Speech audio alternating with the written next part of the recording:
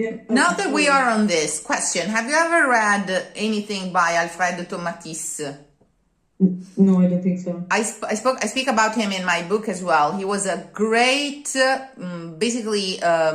physician and otorhinolaryngologist and voice doctor, French, born in the 1920s, and he died in 2000, I think. He was from Nice, and he was the son of a great opera singer from France, and he, Tomatis himself, was very close friends during his lifetime with Beniamino Gigli and Enrico Caruso.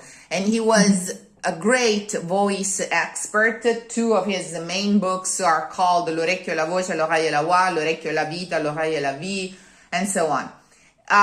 And he spoke about the importance of listening and self-listening and the connection with the prayer and with posture in order to obtain what he calls voce ossea, a voice that goes through the bones, that expands through the bones. When you are praying, in particular, in the scenes of prayer, there are several in opera, and especially these last two pieces that you've been approaching, both the Tu che le Vanità and this Ave Maria are, in fact, prayers, one to a dead king and the other one to the Virgin. So whenever you are praying, you will have this physical attitude, okay, kind of.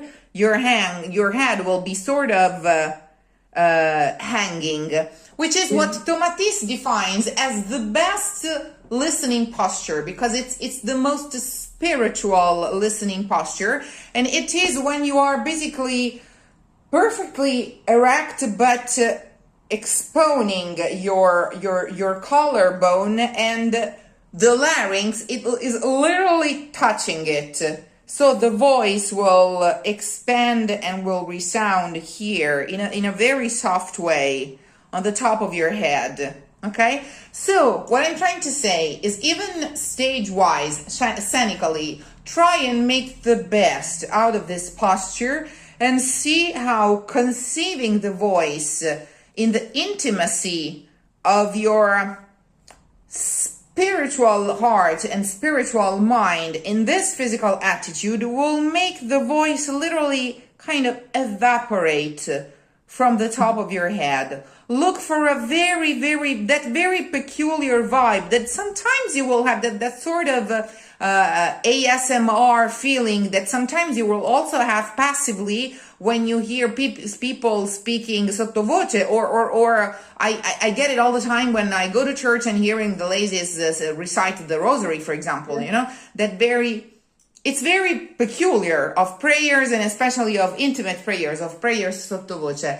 So look for that, because it's going to help. That kind of steam that you will be building in the legato and in this tenor on the low E flat of the Ave Maria will then help pulling out a beautiful portamento when you'll have to go up. Right. You see what I mean? It'll warm your voice up in the right way to face the rest of the aria. So really steam it up. Open that kind of upper fountain in this low tenor where you chant the initial Ave Maria. Does that make sense, what I just said? Yes, it does. And it's really related to the posture. Sorry? Could you tell me his name again? Tomatis.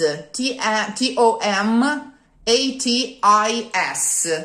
And it's pronounced this way because, in spite of being French, he was from Provence, he was from Nice, and that's the way you will say his last name. Tomatis. Alfred Tomatis. The book that I was mainly referring to is The Ear and the Voice. I may have a PDF of it, because it's not that easy to find. If you don't find it, just ask. Attitude will transport you in another dimension where you are kind of dead. I've said this several times. When we are singing, as a matter of fact, we're not breathing, and it's breathing, intaking oxygen that keeps us alive, But when we are singing for the whole duration of the phrase, we are not breathing, okay? So in a way, singing, the kind of counterweight of appoggio sostegno counterweight that you exert to support the sing is some sort of eternity, of artificial death.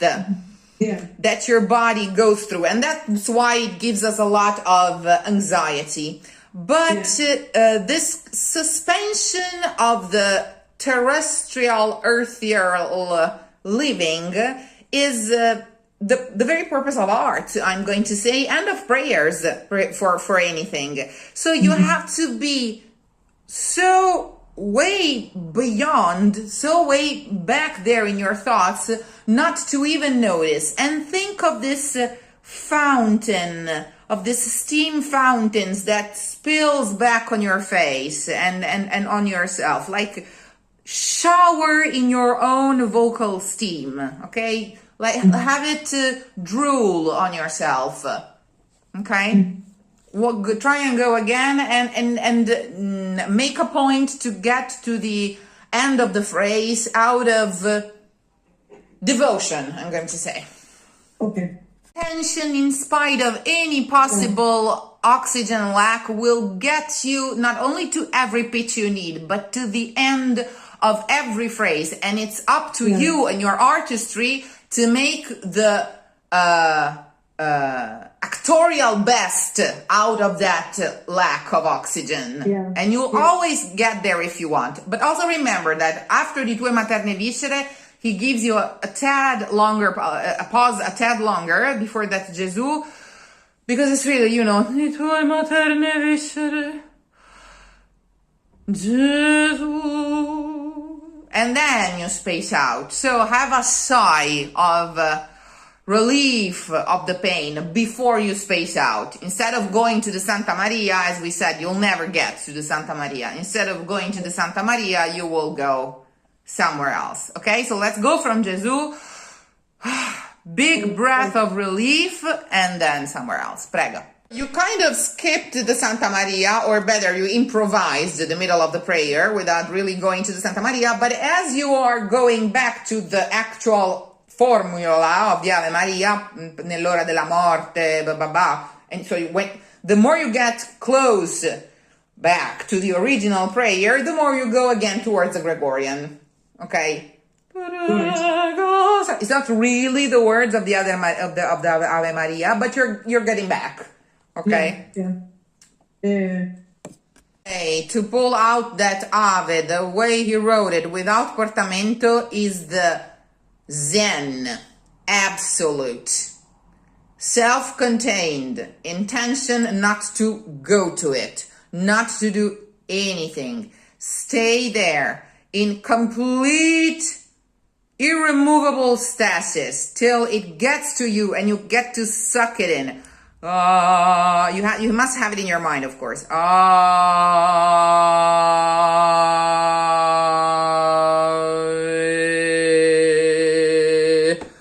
Amen. See what it wants from you. Ask from that sound you have in your mind what it wants from you, how it wants to be supported and sung. Do not go to it. Do not make it. Do not demand it. Have it in your mind. Impose yourself non-reaction, okay? And see what happens.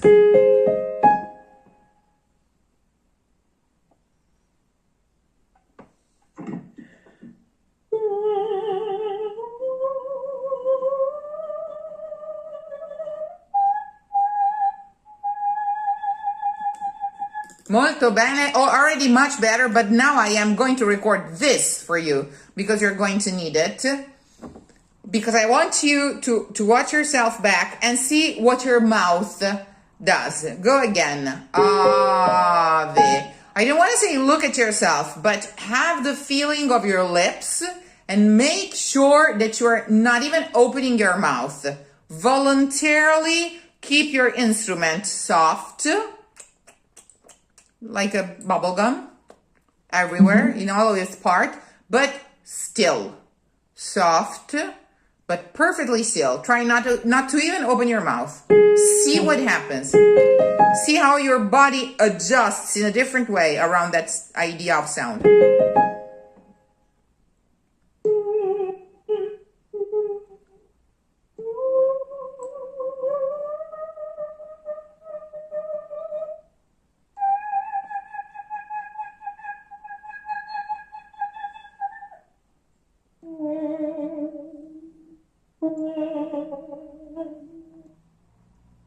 Bingo. Okay. Okay? Yes. That was already much better. Much, much better. Okay. Yeah. Would you like to go through the whole thing? Are you... Yes, we can do it. It just, it's very interesting and very disturbing at the same time. In Russian, of course, in the language we have lots of issues in Italian, which are, like the thick L or to the A, which is two back forward or whatever. But in Swedish, I find it the main problem is that it's so, they have those double consonants, which disturbs the line like all the time and disturbs the legato. And I noticed that, I work with you, then I come to my job and I'm singing in Italian and I'm really trying to adjust for that. And then we have to sing in Swedish. And I immediately feel like they require from me something completely different. And this is what I can also hear in Italian or Swedish singers, when they sing, most of them. This is the, the breaking the line. Because in Russian, if you listen to really like old Russian singers, it was the same technique as in Italian, same way of singing. Exactly, it was assimilated. Yes, of course. Yes, so it's tricky. I know, I feel for you.